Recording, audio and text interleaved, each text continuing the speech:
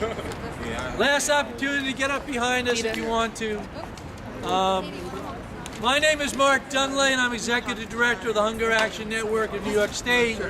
And on behalf of the Empire State Economic Security Campaign, the Federation of Protestant Welfare Agencies, Community Voices Heard, and Partnership for the Homeless, we want to thank you for coming here today to talk about the need for job creation as part of the state budget. A lot of people in New York State, 850,000 people, are out of work, including 413,000 in New York City.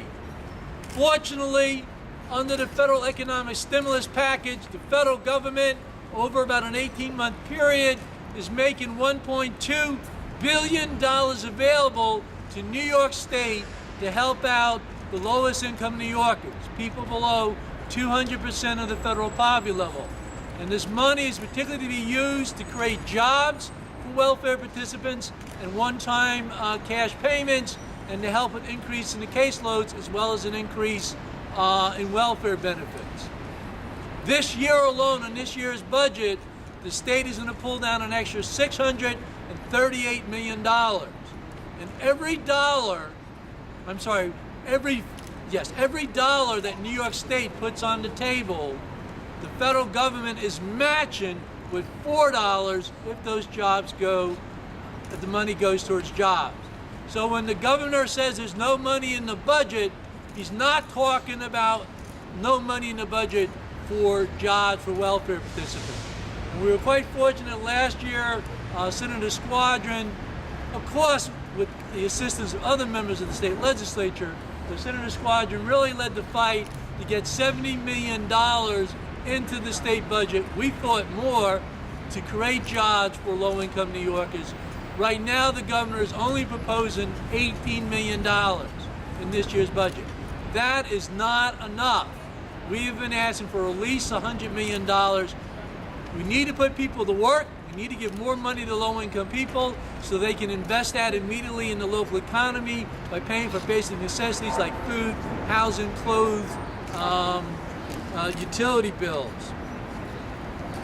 And one thing we should point out is that this is the greatest recession since the Great Depression, but the impact is hidden very uneven. And the people at the bottom economic ladder are being hurt the worst. In fact, the recent studies show that the lowest income Americans, their unemployment rate is 30%.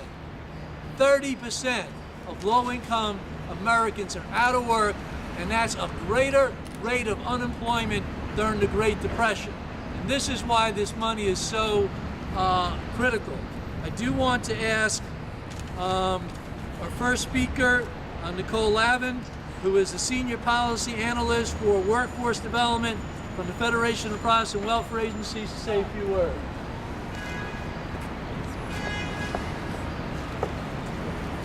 Job growth remains slow in New York City and unemployment rates remain high, particularly in already depressed communities. These are the same communities that face numerous environmental hazards. That's why FPWA helped originate the Green Job Corps with Senator Squadron last year to give low-income New Yorkers the chance to receive training for green jobs and the opportunity for subsidized jobs in which they can improve their communities as well as make all of New York City a greener, cleaner place for all of us to live. Unfortunately, though, the governor's budget proposes to cut Green Job Corps funding by $2 million, despite a 43% increase in the number of unemployed New York City residents last year. FPWA believes that the Senate proposal to increase funding by $1 million for this program is in the right direction. High unemployment should mean more funds for job creation and training, not less, especially when these are mostly federal dollars for the struggling unemployed in New York. We are also supportive of the Assembly's proposal to open up $18 million of the Flexible Fund for Families funding for potential job creation. Thank you. I should note that we've been joined also by City Council member Gale Brewer, and we do expect that Assemblyman Keith Wright is someplace in a car trying to find a parking space. Probably. in the subway. But I'm going to ask Senator Squadron, who is chair of the Senate Social Services Committee, to say a few words. Thank you very much, Mark. Thank you very much. This is a little bit of a low podium, but that's okay. It's a low baseline on programs like this, which means it's easy to raise it up. Thank you very much. I want to thank Hunger Action Network and FDWA for putting this together, and Legal Aid Society, who have all worked so hard for these programs. I last year was the vice chair of the Social Services Committee along with Senator Belmont Montgomery, who was the chair. This year I am the chair of Social Services, and I'm still partnering with Senator Montgomery. And really, as part of having a Democratic majority in the state Senate, last year and this year, we think it's critical that some of these core priorities that have too often been forgotten aren't forgotten this year, especially in this incredibly tough economy. And one of those core priorities that I think everyone should be able to agree on across the political spectrum is jobs.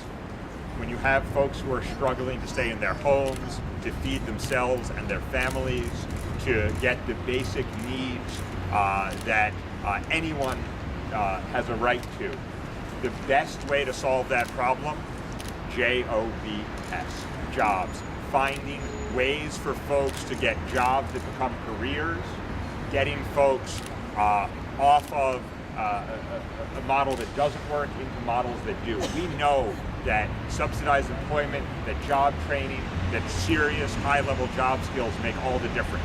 And the state has not invested in them over time. Luckily, thanks to last year's stimulus bill, we now have the opportunity to fund jobs programs, wage subsidy and job training programs in a way we never have. Last year, we were able to create 2 new programs, the Green Job Corps and the Healthcare Jobs Program, put more funding in for the transitional jobs and the wage subsidy program. And this year, it is critical that we take what's left of the stimulus money, as Mark said. It is critical that we take what's left of the stimulus money and invest it in jobs. Get it out the door, out of the state, from the federal government, and into people's pockets for working. And that is what we are fighting to do in this budget. It's what we were able to do in the Senate resolution. And I want to thank Conference Leader John Sampson, for whom, when you go to him and you say, look, we've got ways to help folks who need jobs, he says, how do we do it? Where do I sign? And so in the Senate, we're fighting for it. I know Assemblyman Wright and a lot of members of the Assembly are also fighting for exactly the same thing. One great thing about what's happening in Albany right now, there aren't a lot of great things, but one great thing is, both the Assembly and the Senate believe in this. And so what it's really about is working creatively to unlock every stimulus dollar we can and put it out on the street for programs that make a difference in people's lives, that help the poorest New Yorkers, help those most in need. These wage subsidy and job training programs are exactly what does it. So are we going to keep fighting for them? Yeah! We're going to be a little louder for it. We've got Passover and Easter, and then we're going to get up there, we're going to get a budget done, we're going to have jobs programs in those budgets, we're going to have jobs dollars, and we got to push the federal government to make sure those stimulus dollars don't expire at the end of September like they're supposed to right now, but continue through this fiscal year so that we know these jobs programs don't fall off a cliff come the fall. Thank you very much. Thank you for coming.